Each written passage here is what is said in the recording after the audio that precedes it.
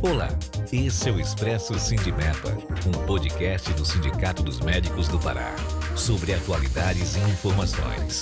Siga nosso perfil na sua plataforma preferida e acompanhe todos os episódios.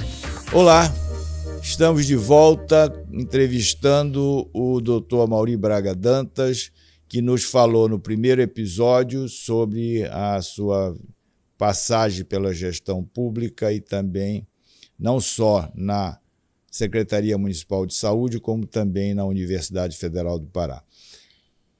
Seja bem-vindo, Amaury, para esse segundo episódio, e eu já quero ouvir de você a sua opinião sobre esta passagem sua pela gestão pública. E o que eu quero que você faça o seu depoimento é se ela é válida. Aliás, você já disse isso no primeiro episódio, mas se tem consequências que precisa muito que o médico convidado para exercer essa profissão, isto para além da sua experiência, da sua capacitação, mas eu falo para a sua vida pessoal.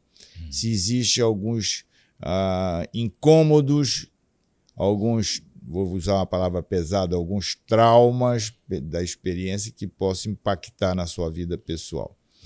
Esta é uma pergunta. E, na sequência, em relação à sua experiência pela universidade, você falou em escolas médicas, né? Inclusive citou a CESUPA como uma alternativa à escola pública. Existe hoje no Brasil a liberação de funcionamento de uma infinidade de escolas particulares de medicina, o que, para nós do sindicato, tem preocupado enormemente, porque nós sabemos que a maioria delas, ou grande parte delas, pelo menos, não tem a estrutura necessária para um bom ensino médico. Então, nos preocupa a qualidade do médico que sairá dessas escolas. Queria que você fizesse a sua análise e a sua observação a respeito dessas escolas também. Então, eu penso que a formação dos profissionais de saúde requer uma atenção muito especial, até porque hoje não se faz mais medicina como antigamente. Todo o tratamento era centralizado na figura de um profissional. Hoje, a grande diretriz é que tem que existir a equipe multiprofissional.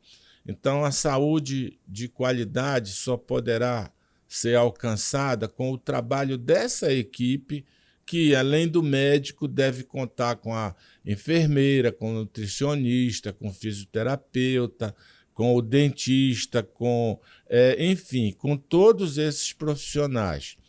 Precisa, então, que haja uma boa formação, né?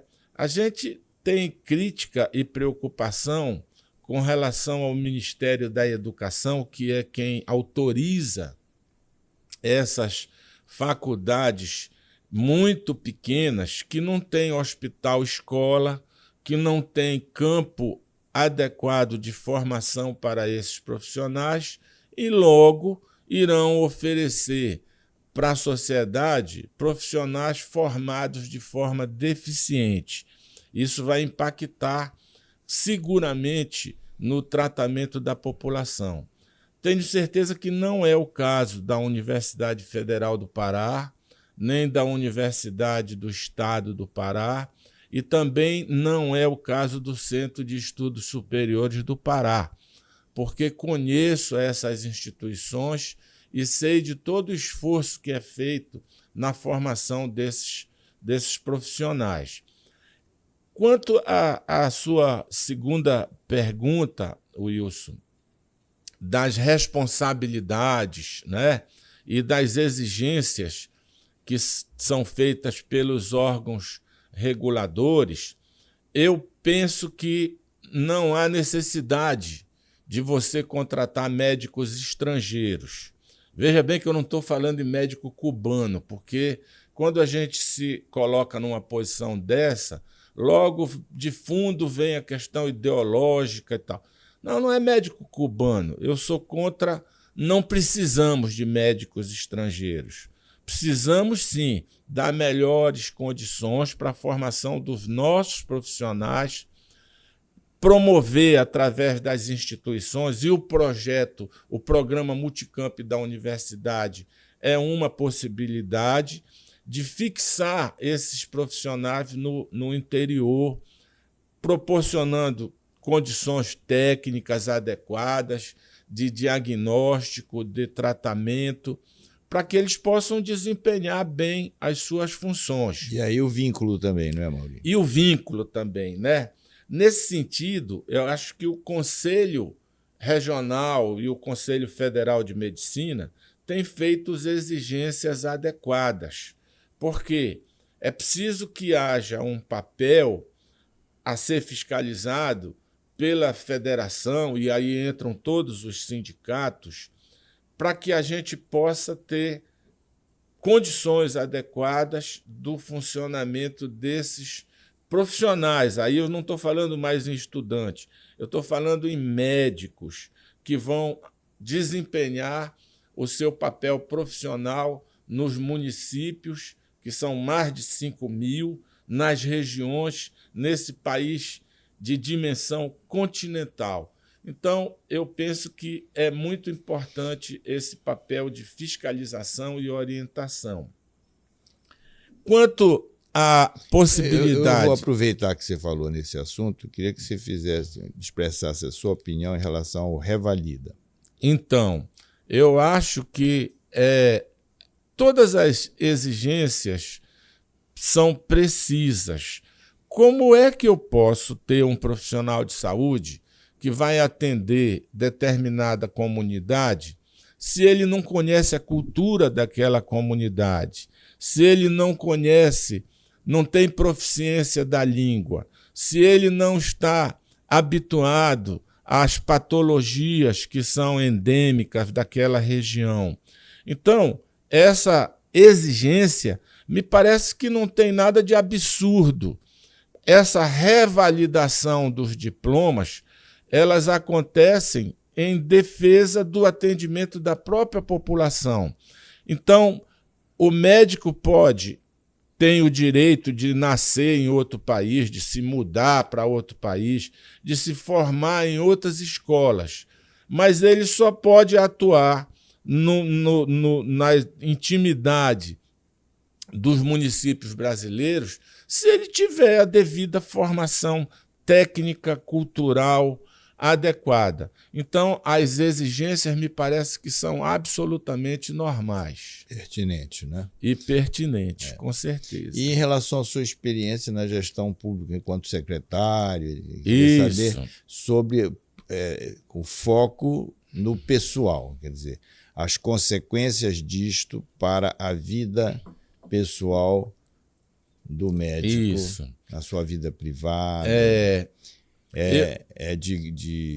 Eu acho que nós passamos muito tempo com o Congresso fechado, sem o Estado de Direito, e depois desses 20 anos veio uma hipertrofia de todo o poder judiciário. De modo que os médicos que são convidados a participar de gestão pública, eu tenho uma ideia inicial de que eles devem ocupar esses espaços porque precisa que haja gente com competência, com interesse de desempenhar esses papéis. Porém, a sociedade brasileira está doente. Há um excesso de judicialização, de modo que todo aquele que opera no sistema público, secretário de saúde do município, secretário de saúde do estado, sofre um processo de judicialização. Há uma enormidade de instâncias. Eu fui secretário, prestava conta para Tribunal de Justiça, Câmara de Vereadores, Assembleia Legislativa, para Auditoria de SUS, para Tribunal de Contas do município, para Tribunal... De 3 em 3 meses, todas as contas, todos os balanços. Pois bem, faz 20 anos e hoje eu sou vítima de um processo de judicialização que é, em especial, do Tribunal de Contas do município, que é uma instituição que nasce com uma função, mas acaba deturpando os seus processos, uma vez que os juízes são indicados pelos políticos, o que está acontecendo hoje, agora. Não é só aqui. No Tribunal Superior de Justiça, o presidente vai nomear um advogado por uma questão de gratidão. Então, é um antro de pessoas que são parentes, despóticas. Isso não é assim, é nepotismo por conta de indicação de parentes para determinados cargos, onde se Estamos exige vivendo, inclusive, aqui probidade, no Pará, uma experiência inclusive no Pará, e nós não somos uma exceção. Fazemos parte de todo esse contexto. Então, eu tenho outros colegas, por exemplo, o companheiro Hélio Franco de Macedo Júnior foi secretário de Saúde. Poxa, aí passa a responder processos intermináveis, onde muitas vezes a gente não tem nem o direito da ampla defesa, não tem o direito do contraditório. Você, por ser uma liderança, por ser um nome respeitável, a política judicializa e coloca esses aparelhos para que você não possa mais participar da vida pública. Aí lembro muito do Garcês, Ortega e Garcês, né? A questão dos aparelhos de Estado. Então, hoje, o sistema judiciário tem vários aparelhos para fiscalizar e manter o sistema em nome dos poderosos. Essa que é a grande verdade. Então, eu me sinto vítima, sim, de um processo de judicialização pela minha participação como secretário de Saúde Municipal de Belém. Isso faz 20 anos. Ainda hoje recorro em processo judicial para provar para todo mundo que eu sou o Amaury honesto, trabalhador, íntegro, e que não tenho no meu patrimônio nenhum centavo de desvio, de corrupção ou de bandidagem, que faz parte, muitas vezes, do currículo de muitos políticos, juízes, venais, pessoas que não têm isenção para estar julgando ninguém.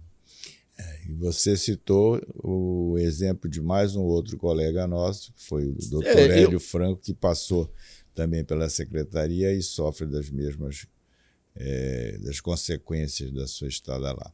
Isso. É lamentável isso, mas que isso não seja desestímulo para ninguém.